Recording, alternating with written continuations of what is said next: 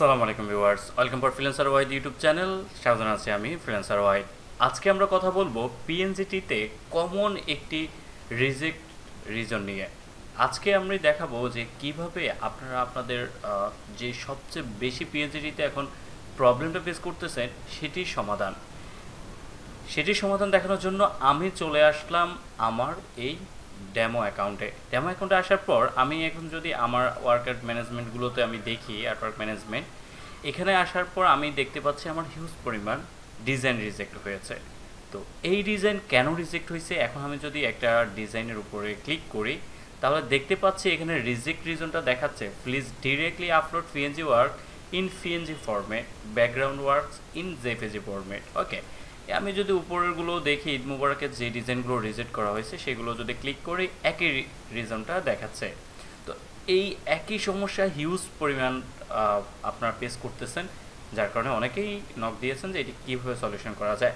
আজকে দেখাবো কিভাবে আপনি এই প্রবলেমটি সলভ করতে পারেন। প্রথমে বলে রাখা ভালো এই প্রবলেমটা কেন হয়।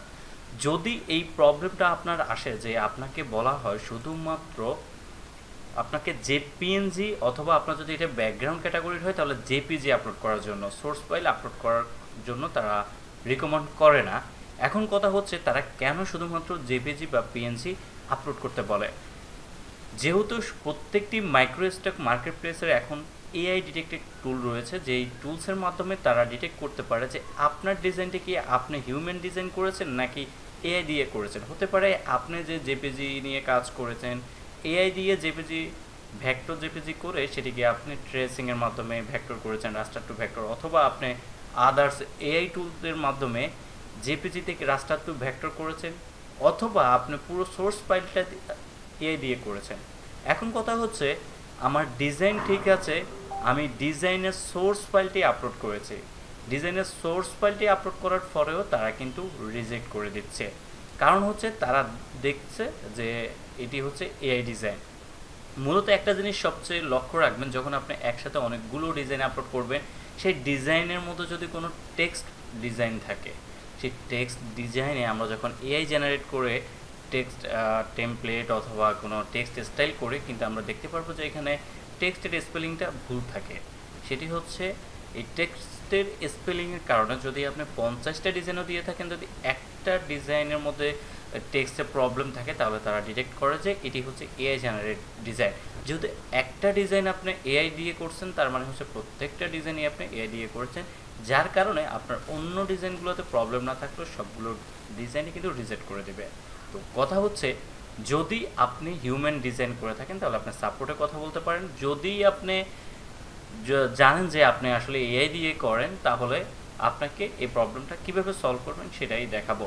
যেহেতু এই ডিজাইনটা আমি সোর্স ফাইল সহ পিএনজি ক্যাটাগরিতে আপলোড করেছি, বাট এটা রিজেক্ট করে দিয়েছে, কিন্তু তারা কোন ক্যাটাগরিতে আপনাকে এটি আপলোড করার জন্য কিন্তু বলে নাই যে কোন ক্যাটাগরিতে এটি আপলোড করবেন। জাস্ট আপনাকে মেনশন করে দিয়েছে আপনি শুধুমাত্র প্রিভিউ যে ইমেজটা আমরা ব্যবহার করি সেটা পিএনজি হোক আর জেপিজি হোক, শুধুমাত্র সেটা আপনাকে আপলোড করার জন্য বলছে। তাহলে এটি আমরা কীভাবে সমাধান করব, তো চলুন শুরু করা যাক।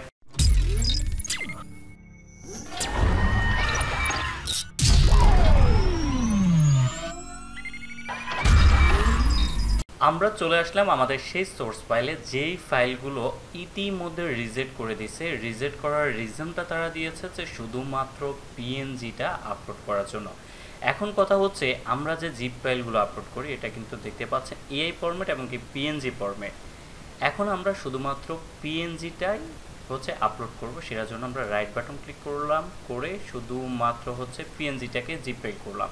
তো যেহেতু অলরেডি এখানে আর সেম নামে একটা জিপ ফাইল আছে, এটি অটোমেটিকলি অন্য নামে নিয়েছে, আমি একটি ফাইলে আপলোড করে দেখাচ্ছি।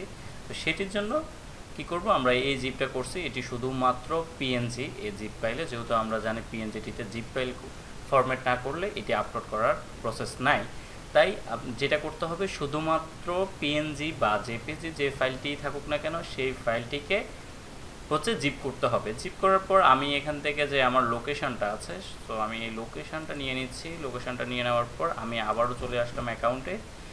এখন দেখেন এখানে যেটা করতে হবে, আমরা যেহেতু সোর্স ফাইল সহ এটা পিএনজি ফাইলে আপলোড করি, এখন দেখেন আমরা যদি এটাকে পিএনজিতে রেখে প্লাস আইকনে ক্লিক করে আমি এটাকে যদি দিই, এই ফাইলটি যখন আমি দিব তখন কিন্তু দেখতে পাচ্ছেন এখানে বলা আছে the words in the following G file do not meet the upload requirements. That's mean হচ্ছে পিএনজি এবং জেপিজি, সেটি আপনি পিএনজি ক্যাটাগরি বলেন, টেমপ্লেট ক্যাটাগরি বলেন, ব্যাকগ্রাউন্ড ক্যাটাগরি বলেন, টেক্সট টিপেট ক্যাটাগরি, কোনোটাতেই আপনি আপলোড করতে পারবেন না।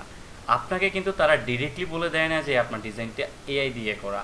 আপনাকে বুঝে নিতে হবে যে আপনাকে যদি পিএনজি অথবা জেপিজি দিয়ে আপলোড করতে বলে, তার মানে হচ্ছে আপনার এটি যে এআই ক্যাটাগরি। আপনি দেখেন এটি কিন্তু আমি এখানেও নিতে পারি নাই। যখন আমি এটা এআই আর্টওয়ার্ক আপলোড দিব, প্লাসে দিব, দেখতে পাচ্ছি এখানে টাস্কিং দেখাচ্ছে পিএনজি ইমেজ, এখানে এসে গেট আপলোড, এখন প্লাস, এখন যদি আমি এটি দিই দেখতে পাচ্ছি ফাইলটি কিন্তু নিয়ে নিয়েছে। দ্যাটস মিন হচ্ছে আপনার এই ডিজাইনটি তারা হচ্ছে এআই দিয়ে করে নিয়েছে। এখন দেখেন ইতিমধ্যে যে ডিজাইনটা রিজেক্ট হয়েছে, সেম পিএনজি ফাইলটা আপনি যখন আপলোড করতে গেলেন, কিন্তু এখানে দেখাচ্ছে please do not upload the same artwork. That's mean হচ্ছে আপনার যে পিএনজি ফাইলটি রয়েছে সেই ফাইলটি কিন্তু আপনার সোর্স ফাইলের সাথে আপলোড করে দিয়েছেন। এটি অলরেডি একবার এই আর্টওয়ার্কটি হচ্ছে তা সে রিড করে ফেলছে। আপনার এখন কি করতে হবে, এখন যেটা করতে হবে, এই সোর্স ফাইলে আসলাম, যেহেতু এখন পুনরায় একটি ফাইল করতে হবে। এখন পুনরায় ফাইল কি আপনি কি সেম আর্টওয়ার্ক যেটা রয়েছে সেটা থেকে নতুন করে একটা প্রিভিউ ইমেজ নেবেন বা পিএনজি ইমেজ নেবেন? না, হবে না। আপনার যেই আর্টওয়ার্কটি আছে, ধরেন আমি এটাই নিলাম, এটার মধ্যে যে সাবজেক্টটা পিএনজি যেহেতু, তাই এটার কোনো ব্যাকগ্রাউন্ড নেই, এই যে ব্যাকগ্রাউন্ড আছে, বাট ব্যাকগ্রাউন্ডটা এখন ফেলে দিতে হবে। এখন দেখেন এখানে যে আর্ট সাবজেক্টটা আছে, জাস্ট এখানে যে কোনো, এখানে আমি যে পিক্সেলটা দেখছি 1 পিক্সেল বা 0.1 0.2 যাই হোক, আপনার জাস্ট আপনার যে আর্টওয়ার্কটি রয়েছে সেখান থেকে আপনি এটি চেঞ্জ করে দেবেন। আমি 3000 করে দিলাম, একটু হালকা বড় হয়েছে। কারণ আমি যদি এটাকে আবার প্রিভিউ ইমেজ করেই নিই, যে পিএনজি আর্টওয়ার্কটি এটা রয়েছে, এটাকে আমি সেম হচ্ছে লোকেশনে এখানে দিয়ে দিলাম, বাট একটা দিলাম 1 2 3 4 দিয়ে আমি এটা সেভ করলাম। এখন আমি আসলাম, আসার পরে 1 2 3 4 এটাকে আমি জিপ করে নিলাম 1 2 3 4 নামে। আবার এখানে চলে আসলাম, এসে যেহেতু এটি হয় নাই সেহেতু হচ্ছে আমি এটা ক্রস করে দিই, আবার আপলোড দিলাম 1 2 3 4। এখন কিন্তু আমার এটা নিয়ে নিয়েছে। আমি যদি এটাকে স্টার্ট দিই দেখতে পাচ্ছেন এটি সম্পূর্ণ সাকসেসফুলি আপলোড হয়ে গেছে। ঠিক আছে, সেম ফাইলটি। যেটা করতে হবে, যদি একবার আপনি এই প্রিভিউ ইমেজ বা আপলোড হয়ে যায়, আপনাকে অবশ্যই আপনার আর্টওয়ার্কের সাইজটা চেঞ্জ করে নিতে হবে। অ্যাড আর্টওয়ার্ক ইনফরমেশনও যদি যাই তাহলে দেখতে পাচ্ছেন এটি কিন্তু এআই ওয়ার্কে নিয়ে নিয়েছে। দ্যাটস মিন হচ্ছে পিএনজি বা জেপিজি শুধুমাত্র আপনি এই এআই আর্টওয়ার্ক ক্যাটাগরিতেই আপলোড করতে পারবেন। অন্য কোনো ক্যাটাগরিতে শুধুমাত্র আপনি প্রিভিউ ইমেজ আপলোড জিপ করে আপলোড করতে পারবেন না। যারা অনেক চেষ্টা করেছেন পিএনজি টেমপ্লেট অন্যান্য ক্যাটাগরিতে শুধুমাত্র পিএনজি এবং জেপিজি আপলোড করার জন্য, তারা ব্যর্থ হয়েছেন। তাদেরকে যেটা করতে হবে, আপনাকে যদি এই কারণে আপনার ডিজাইনগুলো রিজেক্ট করে, তাহলে আপনি এই ক্যাটাগরিতে এসে এআই ক্যাটাগরিতে এসে আপনাকে এটা আপলোড করতে হবে। আপলোড করার সময় কিন্তু এখানে এআই ওয়ার্ক দেখা যাবে। যেহেতু আমার এর আগে রিজেক্ট করেছে সেম ডিজাইনটা, আমি এখান থেকে পেন্ডিং দিলাম, সরি রিজেক্টে দিলাম। তো এটা হচ্ছে সবগুলো ফাইল, এই যে ফাইল, আমি কি করব, আমার রিজেক্ট করা ফাইলের যে হুবহু টাইটেলটা রয়েছে আমি সেই টাইটেলটাই নিলাম, সেম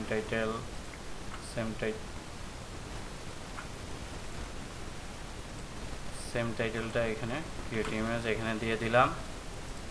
মেইন সোর্সে আমি এখানে এসে যেটা দিলাম মেইন কিওয়ার্ড, যে 2 থেকে 3টে কিওয়ার্ড মেইন কিওয়ার্ড দিতে হয় সেটাও দিয়ে দিলাম। তারপর এখান থেকে যে বাকি কিওয়ার্ডগুলো আছে আমি সেগুলো সেম টু সেমভাবে দিয়ে দিলাম।